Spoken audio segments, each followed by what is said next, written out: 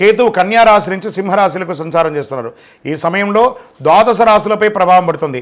అయితే కేతు సంచారం వేళ కొన్ని రాశుల వారికి మెరుగైన ఆర్థిక ప్రయోజనాలు కలుగుతున్నాయి. ఈ జాబితాలో మీరున్నారా? ఒకసారి చూద్దామా.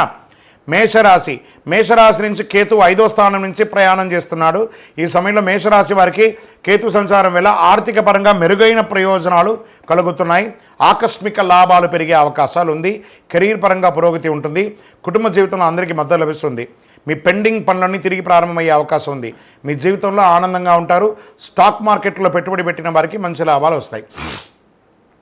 మిథున రాశి వారు కేతు ప్రభావం ద్వారా వచ్చే ఈ రాశి నుంచి 3వ స్థానంలో కేతు సంచారం చేస్తున్నాడు. ఈ సమయంలో ఈ మిథున రాశి వారికి కొత్త ఏడాదిలో శుభవార్తలు వినిపిస్తాయి. ఆర్థిక పరిస్థితి బలంగా ఉంటుంది. ప్రగతికి దారి తీసుకుంటాయి. మీ వివాదాలన్నీ తగ్గుతాయి. విదేశాలకు వెళ్ళే అవకాశాలు ఉన్నాయి. కొత్త వాహనం కొనే అవకాశం ఉంది. ఈ సమయంలో మీరు చాలా సంతోషంగా ఉంటారు. వృశ్చిక రాశి వారు ఈ రాశి నుంచి కేతు 10వ స్థానం నుంచి సంచారం చేస్తున్నాడు. ఈ సమయంలో వృశ్చిక రాశి వారు కేతు సంచారం వల్ల అనేక ప్రయోజనాలు పొందబోతున్నారు.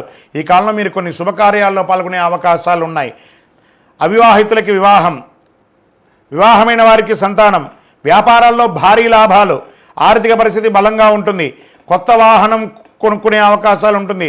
ఉద్యోగులకి ప్రమోషన్ మరియు శుభవార్తలు వినిపిస్తాయి.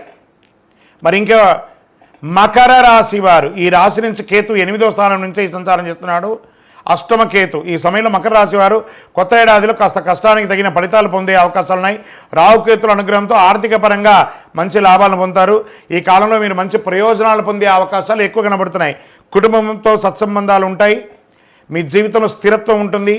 మీకు చాలా లాభదాయకంగా ఉంటుంది. మీనరాశి ఈ రాశి నుండి కేతు 6వ స్థానం నుంచి సింహరాశిలోకి ప్రవేశిస్తున్నారు. ఈ సమయంలో మీనరాశి వారికి కొత్త ఏడాదిలో కేతు సంచారం వల్ల పూర్తి లాభదాయకంగా ఉంటుంది. అనేక కొత్త అవకాశాలు సైతం పొందుతారు. అంతేకాదు మీరు శుభ కార్యక్రమాల్లో వివాహాది నూతన గృహప్రవేశ కార్యక్రమాలు పాల్గొనే అవకాశాలు ఉన్నాయి. ఉద్యోగులకు కార్యాలయంలో మంచి పురోగతి సాధిస్తారు. పెండింగ్లో ఉన్న పనులన్నీ పూర్తి అవుతాయి. వ్యాపారస్తులకి అద్భుతంగా ఉంటుంది. విద్యార్థులు విదేశాలకు వెళ్ళాలనుకున్న వారు, ఉద్యోగరీత్యా వాణిజ్యపరంగా వెళ్ళాలనుకున్న వాళ్ళకి అవకాశం ఇది కొత్త ఆనందాన్ని ఇస్తుంది అని కూడా చెప్పవచ్చు. విజయోస్తు.